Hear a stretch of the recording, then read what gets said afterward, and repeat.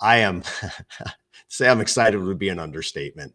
I'm super stoked to bring up our very first speaker. And when the Anthem team was putting this event together about 6-7 months ago, we put together our dream list of who are the people we want.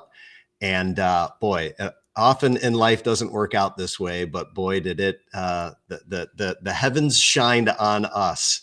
And, there's that old saying of, well, yeah, he or she wrote the book on it. Well, when we talk about connection, we got the individual that wrote the book on it. I am just absolutely thrilled to welcome Dr. Matthew Lieberman, who is a professor of psychology and the director of the Social Cognitive Neuroscience Lab at UCLA. Try saying Social Cognitive Neuroscience Lab really fast a bunch of times. In addition to that, and being the gentleman that wrote the book on it, by the way, if you've not read his book, it's called Social: Why Our Brains Are Wired to Connect, and all about the neuroscience of connection. And if that's not enough, he is also the co-founder and chief scientist at a company called Resonance, which I have a feeling we're going to hear a little bit about. It is an AI-powered technology that helps identify the people that you are most likely to form strong social connections with. Think about it as essentially the science of compatibility. So, ladies and gentlemen, it is with great pleasure, great honor that I welcome to the stage Dr. Matthew Lieberman. Matt? Ryan, thank you so much. Thank you so much for inviting me. It's great to be with everyone here. I wish I could see all your faces. All I can see are my slides right now, but I do wish I could see your faces. I know my favorite student of all time is in the audience right now. Hey, Sally, good to know you're here. My goals today are to share with you some of what I have learned over the last 20, 25 years about how people connect or don't connect by looking at the brain, by studying the brain. And then I want to tell you about the company and app that Brian just alluded to that's, really meant to help everyone become more socially connected. So I like to start by kind of asking the question, like, who are we? What does it mean to be human? What motivates us to behave the way that we do? And I think, if we want to get to the root of the sort of standard way that people think about this, I think we can go to the British philosopher from hundreds of years ago, Thomas Hobbes, who said that man has no other end in all his actions than his private self-interest. And his fellow countryman, John Stuart Mill, expanded this a little bit by saying, man is a being who inevitably does that by which he may obtain the greatest amount of necessaries, conveniences, and luxuries with the smallest quantity of labor and physical self-denial. So the idea is that we seek out pleasure, we try to avoid pain, and that's kind of the basic equation of what humans sort of do in the world. This is a pretty selfish view of human nature, and I don't think it really squares with the evidence. Humans are definitely selfish, but that's not all we are. So let me give you an example. Psychologists and economists love to use this game called the prisoner's dilemma. All you really need to know about it is that two people come together and they're going to play this game without ever meeting face to face. And how much money each one walks away with is a function of how they both play the game. So it's jointly determined. And each person can choose either to play the game selfishly, trying to win as much money as possible for themselves, or they can play it pro-socially, trying to win as much money for the group as possible, but at a cost to themselves. They're not going to win as much money personally. And in hundreds of studies, it's been shown that the vast majority of humans play the game selfishly. So getting about 2/3 of the people playing selfishly is pretty standard. In this particular study, they told participants in passing that they were playing the Wall Street game. But whatever, if you called it any other name, for the most part, you get this same effect. This is a standard effect. But in this particular study, there was a second group where all they changed was the name of the game. And they didn't change any of the rules, but they told some people that today you're going to be playing the community game, and then describe the exact same rules as the prisoner's dilemma always uses. And just by changing these two words, people stopped playing selfishly. So now you get 72% of people playing the game for the group instead of selfishly. And so what this says to me is that human beings have selfish motives, but they also have pro-social motives. They care about other people. And we use the name of the game in this particular situation to tell us which of those intrinsic motives that we have is the one that we should apply right now. So we have intrinsic social motivations to care for others and to be connected with others. And this raises interesting questions like, we're intrinsically motivated to avoid physical pain. Are we also intrinsically motivated to avoid social pain? Now, by social pain, I mean the pain associated with actual or potential threats to one's social connections. When I talk about social pain here, when I mention this, you might assume that I'm using these words metaphorically, but I want to assure you I'm not. Pains are all associated with a powerful experiential alarm signal that the brain uses to let us know that we need to change our behavior right now to avoid greater harm. In the case of sort of our social lives, the harm here is associated with severing social ties that can cause real harm, and the brain evolved to treat social pain just like another pain. So let's get into how, we might know this. Well, we can start with language.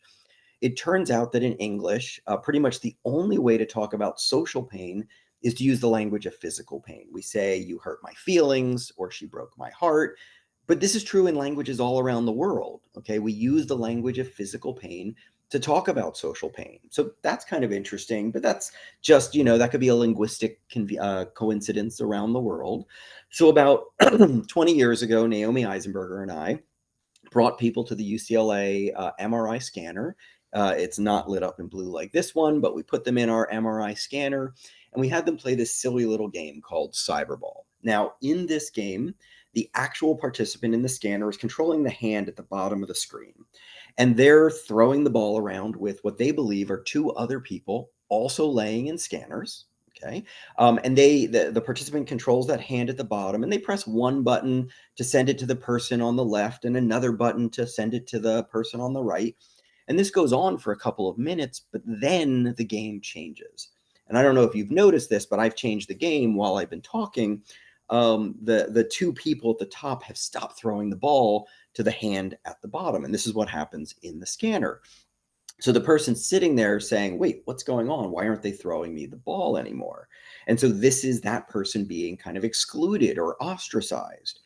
And so when Naomi and I went and looked at the brains of these folks who had just been rejected by the other two, we saw two fascinating things. First, the same brain regions that register the distress of physical pain were also more active when people were left out of the game compared to when they had been included in the game. And second, the more someone told us they felt bad about being left out of the game, the stronger the response was in these brain regions. Now, if that doesn't persuade you that social pain is real pain, consider this. Taking Tylenol makes these effects go away. Seriously, it makes these effects go away. So the painkiller that you can take for your headaches can also help with your heartaches. But do not try this at home. Tylenol is rather toxic. People die from it every year. So don't do that at home. But in the lab, we were able to show that this works.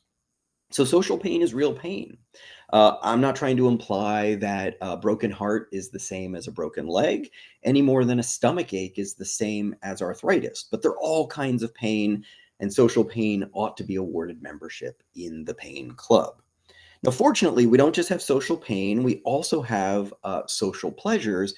And it turns out that the really primitive reward and pleasure system in the brain, which I'm showing kind of on fire here, this region that responds reliably to earning money, to eating delicious things, to seeing attractive people, these same brain regions also get really engaged when you are feeling liked, loved, respected, or even just understood.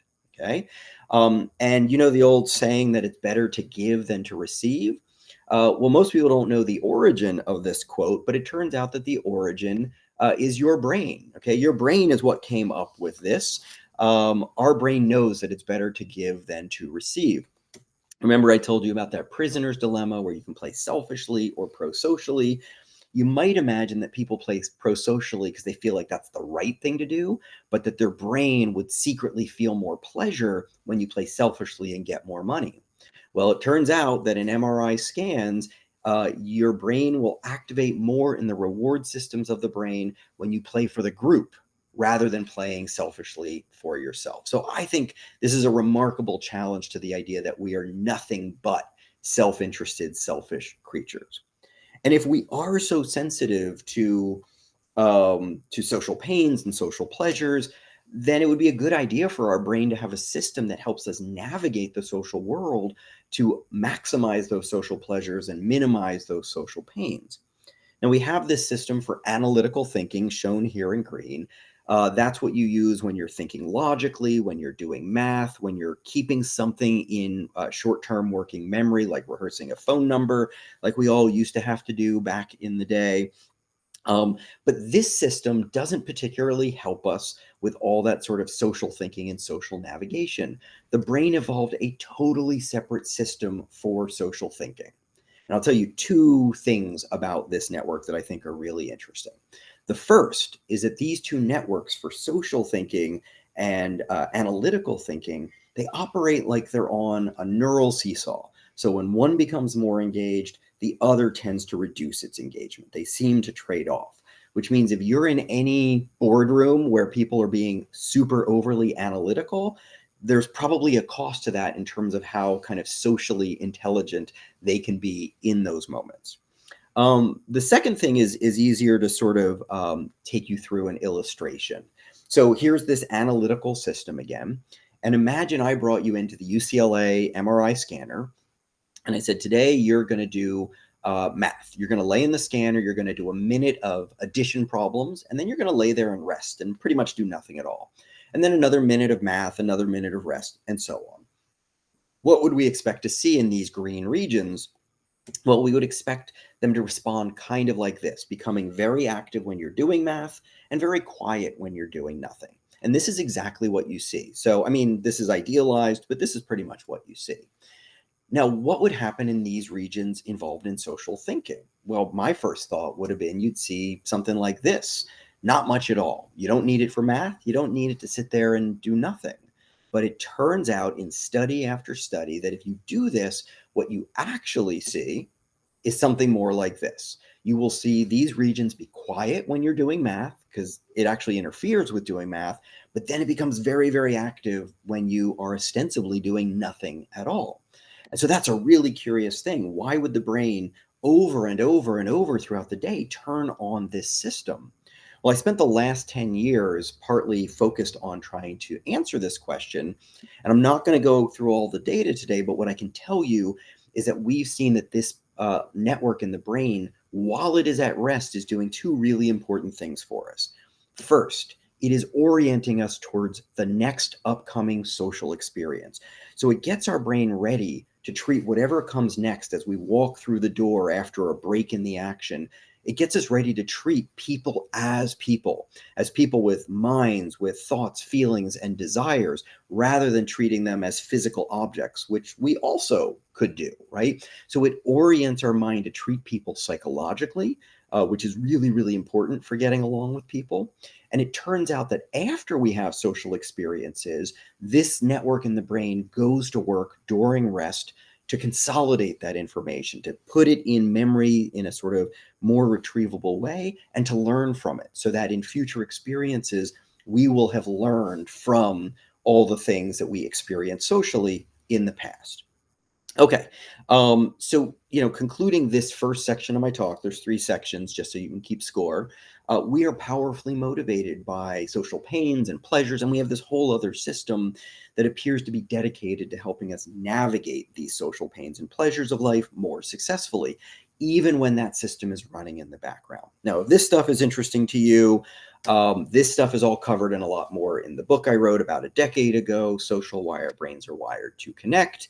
But I'm going to move on now. And in the second part of my presentation, I do want to change directions to focus less on what happens in one person's brain while they're feeling rejected or connected, and instead focus on the invisible boundary that separates my experience from your experience. Connecting with someone is about sharing experiences and sharing ways of experiencing the world with someone else. But how do we know when that's happening? It's really, really hard to put your experiences into words effectively.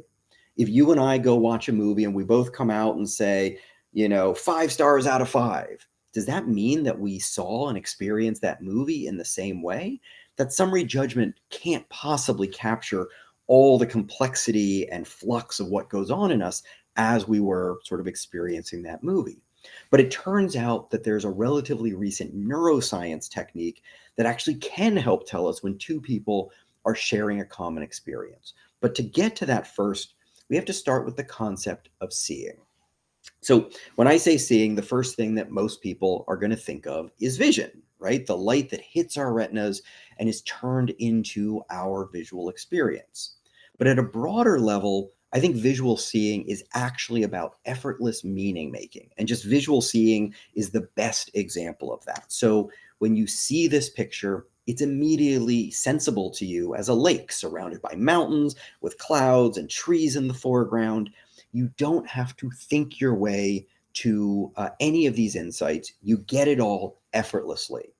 But sometimes that same kind of effortless meaning making isn't entirely visual. For instance, when I show you this picture, you immediately see that the baby wants the block. Now, the fact that we see the baby's desire is a little strange because that's not strictly visible. The arm is visible, but not the desire.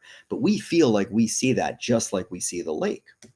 And we also listen to others giving us their perspectives. And afterwards, we might say, wow, you and I, we really see eye to eye. Or actually, I see things differently. So here, there's nothing visual at all. There's just the interpreted meaning of what somebody said that we might take in effortlessly. Now, it turns out in many languages around the world, we use the same word see in the sentence, I see the mountain and I see what you mean. That's not just an English convention. And so I don't think that this is an accident because I think seeing is more than visual. It's our effortless way of making sense of the world. And it constitutes our personal, subjective experience of the world. And even our visual experience isn't what you might think it is. It turns out that our visual experience is less like a video camera recording everything in front of us and more like a head-up display that highlights the most important information in an easily digestible format so that we can act without having to think. And other kinds of seeing, like psychological seeing, works the same way. We each have psychological lenses that allow us to effortlessly make sense of certain features of the world, but we don't all have the same lenses and we don't use the same lenses at the same time. And this is what determines whether or not we're going to sort of see and experience the world in similar ways in any given moment. So how can we measure this and ever know if two people are seeing and experiencing the world similarly and sharing that experience? This is where that new neuroimaging technique comes into play. It's called neural synchrony. And neural synchrony involves looking at whether the same brain region in two different people's brains are doing roughly the same thing over time, kind of going up and down together, fluctuating over time together. The more this happens, the more neural synchrony there is. And it turns out that in certain brain regions, like the one I'm showing you here in yellow, or expanding larger here in yellow, the more synchrony people show in this region that I have referred to as Gestalt cortex, the more those people tend to be experiencing and coherently organizing the world in similar ways in that moment. So we can use neural synchrony as an indicator of when and to what degree two people are currently seeing things and experiencing things in roughly the same way. Now, I'm really interested in whether we can use this when people are actually having interactions where they might be connecting or not getting along. And you can't really do that with people laying in this giant metal donut coffin thing. And so, about 7 years ago, I started using this technology. It's a little used portable mobile neuroimaging alternative called FNIRS, or functional near infrared spectroscopy. I will not be testing you on that name at the end of this talk. And it allows us to have people sit face to face and have natural conversations with each other while we measure their brain activity. Now, it does have some limitations, but it does produce a signal that's actually very, very similar to the fMRI signal. And it allows us to have people doing this. This is one of our first FNIR studies. We ran it on older equipment that wasn't wireless yet. And it involves two people being asked to think about how they would spend $100 million across a number of potential programs to help solve a public health crisis. Each person starts out with their own plan that they've developed, and now they have to come together and develop one single unified plan. And this plot shows the amount of neural synchrony present between two people over time as they negotiated. Now, some people took 5 minutes to do this, some people took 15, but here's the interesting thing. Regardless of how much time it took them, there were two distinct phases. For the first large chunk of the talk, about 2/3 of the interaction, synchrony is pretty low here, so lower on the y-axis. But then synchrony starts to skyrocket at the 70% mark in the interaction. This suggests that the two people are starting to come together and find a joint solution that makes sense to both of them. Their way of seeing is coming into alignment, and the neural synchrony reveals this. For our next project, we went to Summit LA. It's kind of an ideas fest for wealthy business executives. I couldn't afford to go there if they didn't invite me. We were invited to set up a pop-up neuroimaging experiment there. And we got groups of 4 CEOs and other high-level executives to sit around a table and talk about their next big idea with each other while we measured their brain activity. Now, unbeknownst to them, we manipulated the gender composition of each group. So this group has 4 men in it, but we had all the different possibilities that you could have between men and women sitting around this table. And what we found is that the more women there were in the group, the higher the overall group's level of neural synchrony was. In other words, the more women that were present, the better the whole group was at getting into a shared psychological space and engaging with it. As a side note, we were also able to use their brain activity to predict with about 85% accuracy which of the CEOs and executives were currently experiencing job burnout. I just think that's a cool other finding from all this. Okay, right now, we've got a new study in the lab looking at cognitive diversity in teams. So there's evidence that diverse teams produce better work results, at least in some domains. But the only way to look at diversity, over the last 15 years that's been studied has been through manipulating kind of the race and gender compositions of teams. But with neural synchrony, we have a different way to get at how diverse a team is. Because teams with lower baseline neural synchrony, that means that they see and experience the world in more different ways. So we're bringing in groups of 3 people at a time and looking at how their performance on a variety of creativity and performance tasks changes over a course of meetings. They're coming in multiple times over the course of a month, and we're looking at how this kind of neural diversity, measured by neural synchrony, predicts how well they do. Especially, we think on creativity tasks, there's going to be a big benefit to having people who see and experience the world differently from each other. In this one, they're playing a video game, and the 2 other people sort of have information that the guy with the video game, Switch game, doesn't have, and they have to coordinate together in order to effectively defuse a bomb or they all blow up. So those are studies that are more specifically in the business organizational context. But we're also really interested in what the brain looks like when people are actually connecting or having conflicts. So for instance, in this study, we brought in romantic couples and had them have 2 conversations. One where they talked about why they work well as a couple. Why do you get along so well? And another one where we asked them to talk about an issue that's a source of conflict for them that they still haven't resolved.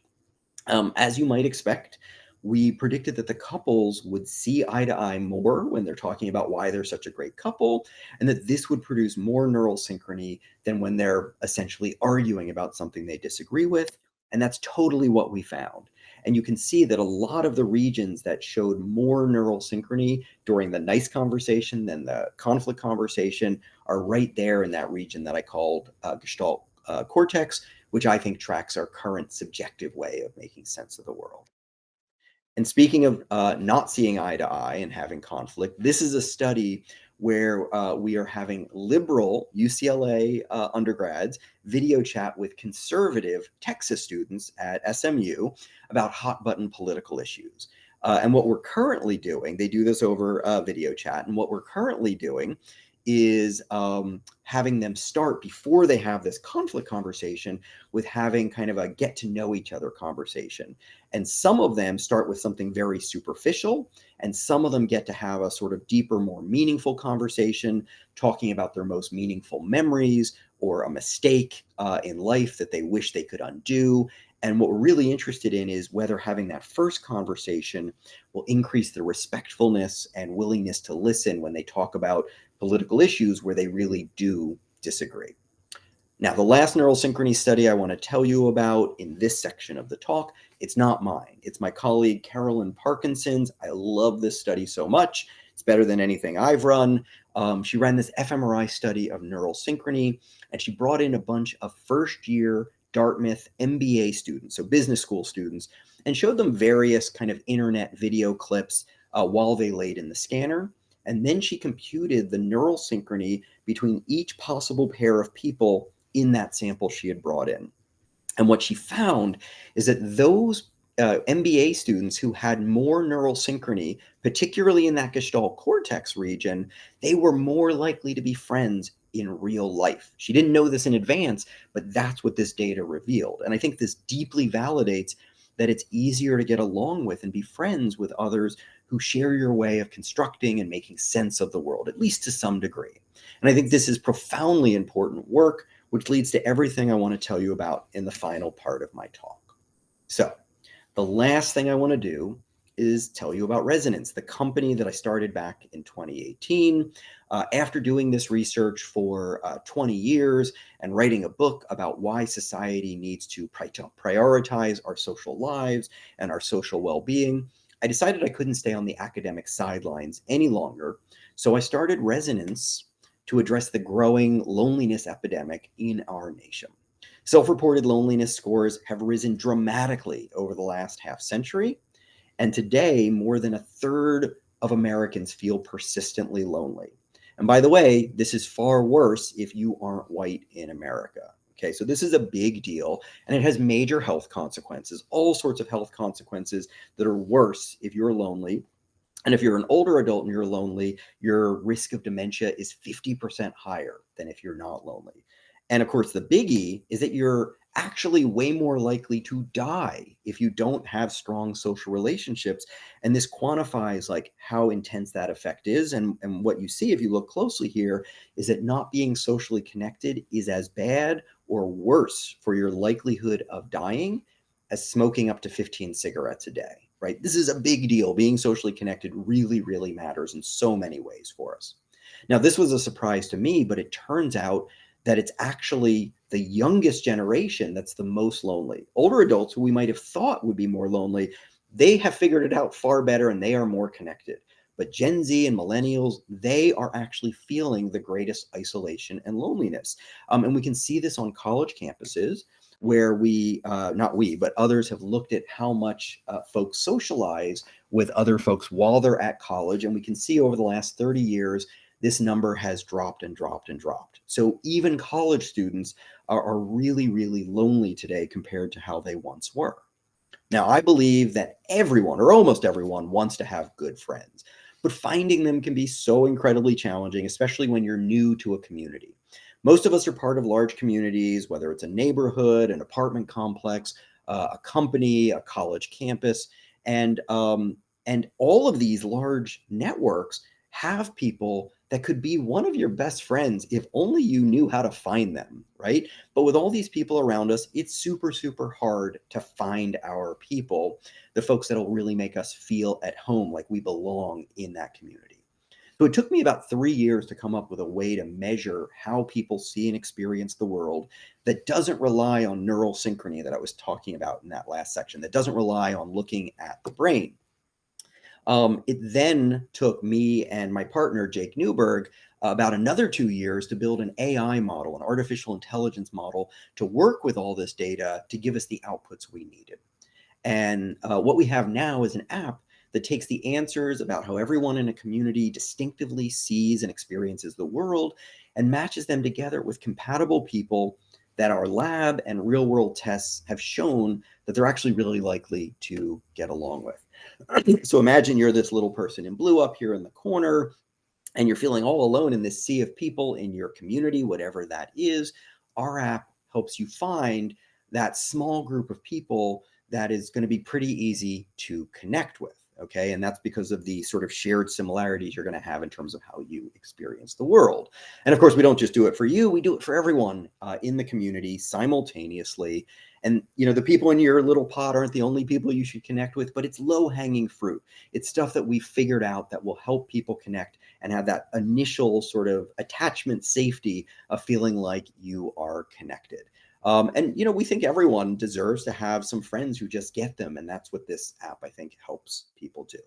So I'm super excited to reveal for the first time ever in public the Resonance app.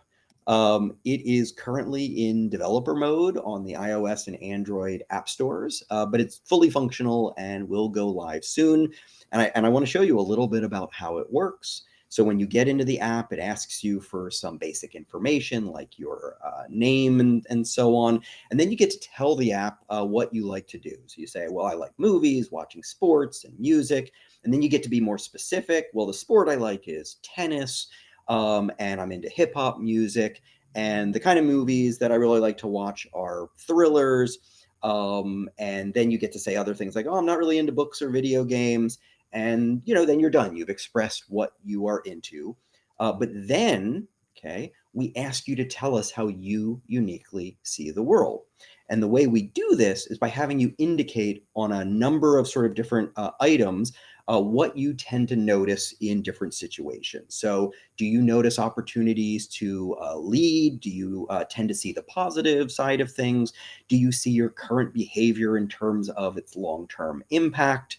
And there are these sort of little encouraging checkpoints along the way to keep people going and let them know how much more time the survey will take. And then after everyone in the community has filled out the survey who's going to, the artificial intelligence does its magic and you get a notification letting you know that you have a match. And the match is always a group of people. Okay, so we call these pods. And so here you would sort of go to your match and you'd see the three other people in your pod, folks who should see and experience the world pretty similarly to the way you do. The pods can be any size. We use 4 by default because we've seen that be a pretty good number, but it could be 2, it could be 100. It really is arbitrary, whatever our partners want. And then you click on this group chat button and it takes you to a pre-populated group chat between the 4 of you to get the conversation going between all of you. You can also click on any one person and do a one-on-one chat with anyone who's in your pod. And then my favorite part is the profiles, actually. So, you know, in a standard social media profile, you decide all the things that you're going to show and reveal to the world. But in this case, we sort of split things up. So above that line is stuff that you control. You decide what picture you want to show. You can put some text there, like this quote from Maya Angelou. But below the line, you don't control what people see. And what's interesting here is that if all the members of Mira's pod go and look at her profile, they will all see different things below the line, because what each of them will see are the things that they personally share in common with Mira. So it's dynamic based on what you and the person you're looking at both have. So it'll show you the interests that the 2 of you have in common, and it'll show you some of the unique ways that you see and experience the world that both of you have, and it'll tell you how rare that way of seeing the world is that you have. And so we think this is a really interesting way to get people to start to know why I should be connected to this person. So that's the Resonance app, and we're rolling that out over the next couple of months, primarily to universities. But of course, college students aren't the only ones who are lonely. It's estimated that 62% of the US workforce is lonely. That's about 100 million people. Like, if I had more time, I would really just like want to have a moment of silence to think about that. 100 million people who work and report they're lonely. Like, that's a travesty. Just from a business perspective, it costs a lot of money too. Over $400 billion a year in productivity is lost. People who report being highly lonely miss a lot more days of work every year. And they also are more likely to want to quit. And turnover, obviously, is a really, really expensive thing for companies. And Gallup has done research and found that those who don't have a best friend at work are less productive and generate less profit for companies. And so to deal with this, we are putting out a second app right on the heels of our first one called Resonance Work. That's going to do all the same things that the Resonance app does, but it's going to be tailored and focused on the social needs of people in the workplace. Now, I just want to end by saying that what we do at Resonance is we take a community and say, there are people all over that could really connect if only they found each other. And I feel like that's us in a football game, marching down the field and getting people to the 10-yard line. But every time I tell people about this, they always say, okay, but what does everybody do once you connect them? And right now, that's not our functionality. Our focus is on figuring out this really, really hard problem of how to find the best people to connect. But we don't actually then give them those experiences that really create the bonds that are critical to forging not just a potential friendship, but a real friendship. And that's why I was so thrilled, I don't know, a year ago when Brian and Jeremy at Anthem came to me and said, hey, we should talk. It looks like what you do and what we do might really fit together. And so we've partnered with them, and I couldn't be happier. I'm sure you already know about this, but if you don't, what they do is they provide that next experience that does such an amazing job of making people not only the right people to talk, but the right people who have now had the right kinds of experiences, and they really, really do feel much more connected. And I think that's awesome. So I'm so thrilled to be here with them and with you today. If you sort of want to talk more about this, this is my email. It's resonance.info, not .com. And if you have a community that our stuff would be relevant to, please reach out. So now I'm going to stop sharing my screen and find out if you're all still there or if I have been talking to myself for the last 35 minutes. Okay, Brian's laughing. So hopefully that means that everything I showed you showed up and you heard me. Brian, you want to confirm that for me? Yeah, indeed, Matt. And Okay. thank you. I saw it, and by the looks of the audience, they saw it as well. So thank you. I am super interested. And before I jump in, I've got a few questions. We've got about another 20 or so minutes with Matt. So I want to reiterate that if anyone in the audience would like to ask Matt a question, all you need to do is expand the stage section by clicking show section to the right of where it says stage section. And in that section, you will see a I have a question table. Please join that table and then we will bring you up. So we'll keep an eye on that. I see it's starting to populate. Before we do, so Matt, I want to ask you I kind of zoom backwards a bit. How did you get into this particular focus area of wanting to study social neuroscience? Like, what led you in this direction? So, if you're of a certain age, you probably remember that Reese's peanut butter cups, they used to have this set of commercials where there'd be somebody walking around for some reason with a jar of peanut butter in public, and another guy would have a piece of chocolate, and they would like accidentally bump into each other, and your chocolate got into my peanut butter, your peanut butter got onto my chocolate, and then they both love it. That's more or less what happened to Kevin Oxner and I when we were in grad school at Harvard. He was doing cognitive neuroscience, and I was doing social psychology. We both had, we didn't know each other very well, but we both had really, really bad romantic breakups within a few days of each other. And so we decided to be the really mopey people together and hang out. And over the course of a year, we talked about our research enough to realize like, oh, what you're doing isn't totally lame. And then we decided to try to put them together and put together social cognition and cognitive neuroscience, and the rest actually now is history. So, wow, amazing. So I'm super curious. In one of the, I believe it was the fMRI experiments that you ran, where you were giving people the minute of doing math yep. and then the minute of rest period. And your hypothesis was that, all right, the brain's basically just going to sort of like flatline and take a break Yeah. during all of it if they weren't doing math. And what you found was during the rest period itself, that portion of the brain that I believe you now refer to as the default network kind of came online. And so I was wondering if you might share a little bit more about sort of the amazement of that discovery and Yeah.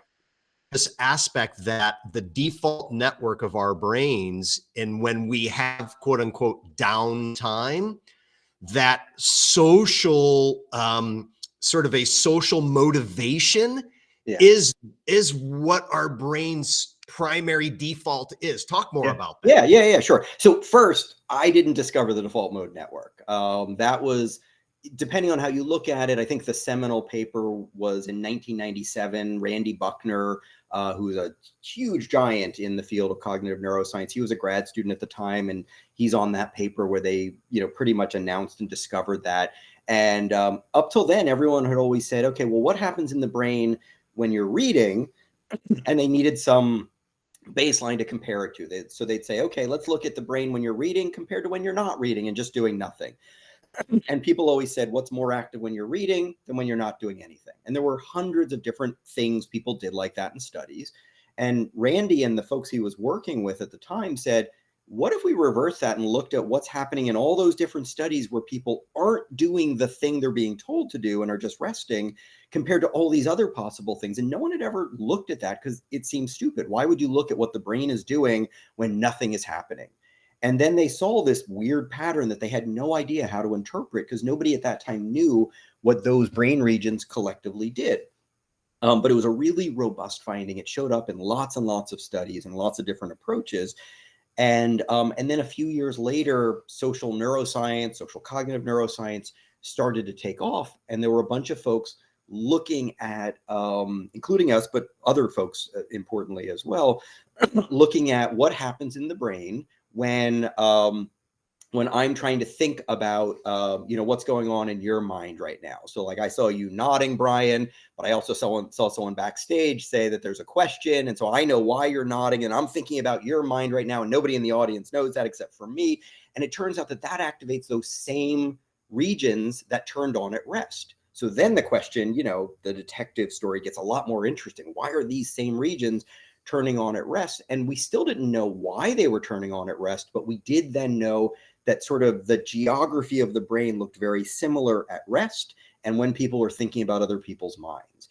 And then our big contribution was to actually figure out what's actually happening at rest. And the way we would do this is we would give people little short periods of rest, like 2 or 3 seconds between doing different types of tasks. So sometimes we would ask them right after that rest to have to think about another person's mind, to ask, show a picture and say, why is this person doing what they're doing? And anytime you think about why someone is doing what they're doing, you're thinking about what's going on in their mind. You're thinking about their motivations, their intentions, their goals. Other times we ask them right after that rest period to do a math problem, or even just to think about like something else about the picture of the person, like their bodily mechanics that don't require thinking about their mind. And it turned out that the more someone turned on the default mode network during that brief rest period, the better and faster they were if the thing that came next required you to think about another person's mind. But it didn't help at all if the next thing you had to do was about doing math or thinking about the person's body. In fact, in some cases, it made you worse. So it seemed like it was really specific to preparing you to engage with another person's mind. And then we did follow-up work where we would show people lots of information about different people and their personalities and their jobs and things like that. And we'd show them for like 20 minutes, all these different people that you would learn about. Or you would learn about like different places in the world, geography, something non-social. You would learn about a place and its characteristics. And we would look at what happened during rest after you saw all of that. And then we would give memory tests. And it turns out that the more the default mode network got really engaged in a coordinated way after you had those social experiences, the better you remembered those social experiences, but it didn't help with remembering the non-social experiences. So that's sort of some of the evidence that says, it might be doing other things, but we know that during rest, your brain is actually engaged in things that help us get ready for sort of future social experiences. Awesome. And that leads me to a whole bunch of follow-ups, but we have joining us here on stage, Clayton Bailey. So Clayton has a question, and after Clayton, we are going to invite up Brian Burkhart, who has a question after that. So Clayton, here in a moment, once you see the green, you are ready to rock. Welcome. Nice. Thank you. Thank you for hosting this event.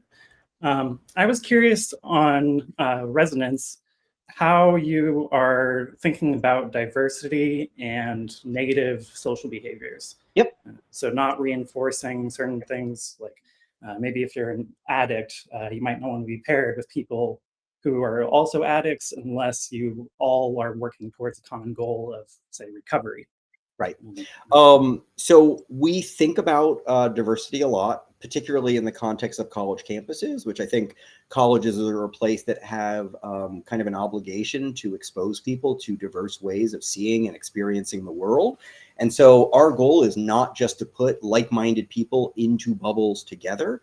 I do think that for folks who show up on a college campus, and I'm at UCLA, it's a giant campus. It is daunting to show up at a school like that, especially if you're not super extroverted and gregarious.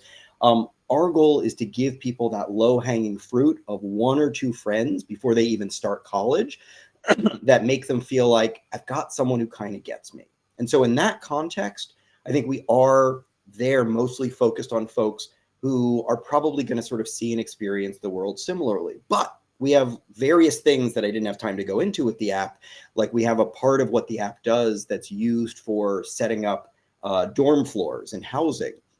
And part of what that does is it picks roommates who are likely to really easily get along, but it organizes the dorm floors on a different principle, saying that we can pick people who simultaneously share a bunch of psychological lenses and also don't share a bunch of others. And when I say don't share, I mean have opposite views, not just like they're kind of unrelated, but people who have opposite views. And we have another algorithm that shows us that if we do that right, you can bring together people who really do experience the world differently, but also have enough shared stuff that it's going to give them a basis for kind of creating a bond rather than those differences just creating conflict. So I think we think about diversity-related issues a lot. We're also new at this, so we're going to be thinking about this a lot more and taking that into account for sure. A lot of how we're led is driven by our partners. So for instance, if we're at UCLA running this, we could just say, we're going to put together groups of 4 that just are really likely to be compatible. But someone, one of our partners, an administrator, could say, we want you to set up the groups to make sure that there's at least one first-year student and one senior in each pod, or one person who is, a military veteran in each of these pods, or someone of a different race or sexual orientation. Like those are all things that we can easily insert when our partners want us to. We collect that information, but we only use it to separate people as a function of what people ask for. And we do actually ask questions that would get at things related to addiction. So that's stuff that we could incorporate as well if that was something that, one of our partners wanted us to. Clayton, thank you so much for the question. Really appreciate it. Let's go to Brian Burkhart. Brian, as soon as the green tile, you are live. Fire away. Gentlemen, good morning. Dr. Lieberman, that was fascinating. I took a bunch of notes. I was truly, truly intrigued on a variety of levels. I have one question and 2 comments. The question, of course, is no less than the future of our country. I'll get to that in a second. My 2 comments.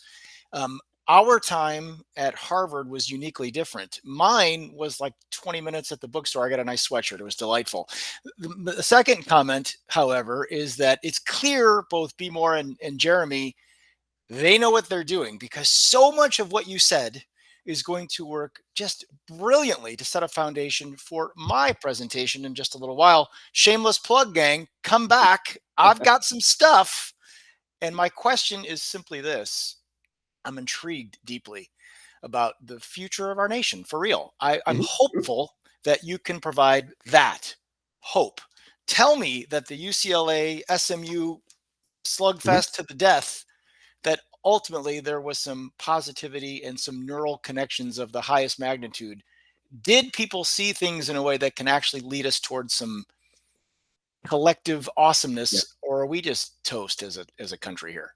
Oh, I mean, it is hard to have optimism these days, for sure. By the way, small question delay on me. Thanks. Hey, no problem. I'm here for you. So what I can say is we don't know the results of that study yet, but I can speak to something else that's, I think, relevant, but a little bit different. So we did another version of that same Zoom study where we had people interacting who had different sort of ideological points of view. We actually published that last year. And the key thing that we found there is we varied whether or not you had the conversation while you had kind of a ideological wingman silently listening.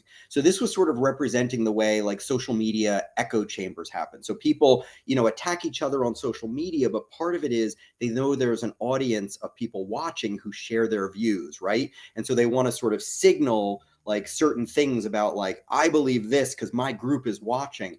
And what we found is that when two people had a conversation about a contentious issue, when they had two people silently watching that they each knew one of them really agreed with them, they went at each other far more than when it was just the two of them alone. And when they were alone, they tended to have much more thoughtful conversations. But I also will say that we ask people before and after these conversations, what do you think the conversation's going to be like? What do you think the person who disagrees with you is going to be like? And then afterwards, what was it like?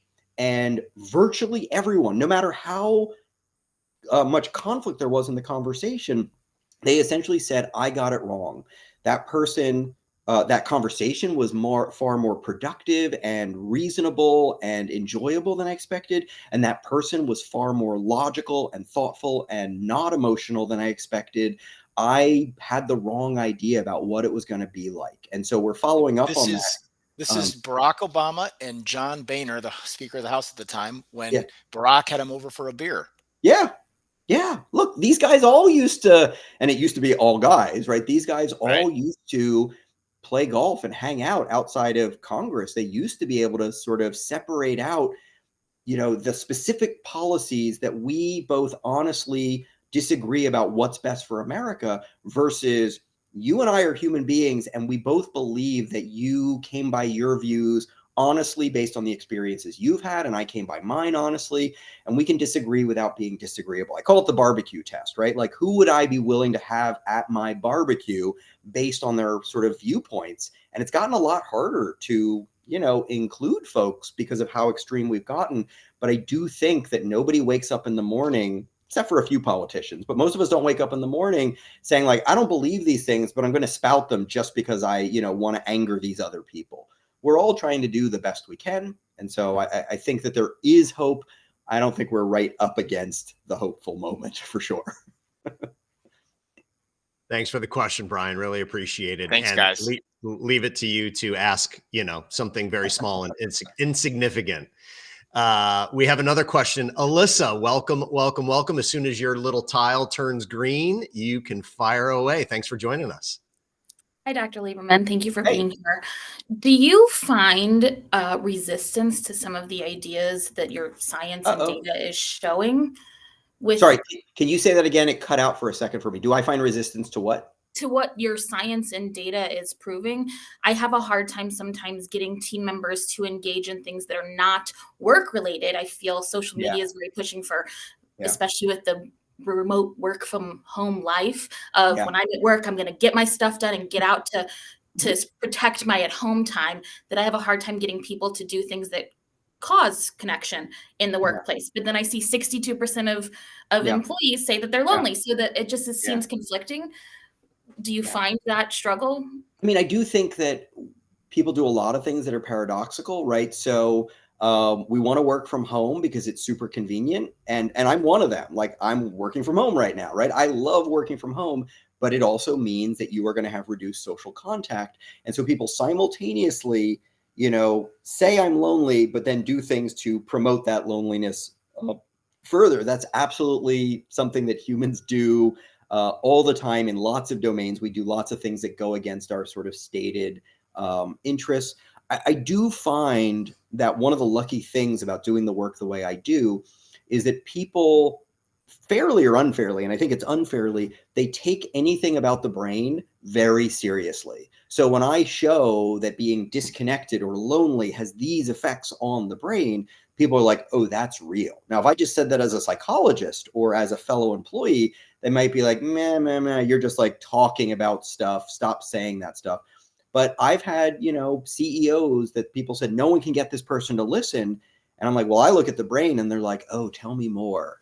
And so it's a cheat in a sense, because the real things that we need to know don't come from the neuroscience. I knew these things before I was doing the neuroimaging in terms of the negative effects of being socially disconnected. But it's a trick, I think, to get people to listen and take it more seriously, because when it's biological, when it's the brain, people are like, oh, that must be real, so I better pay attention. So I have an unfair advantage.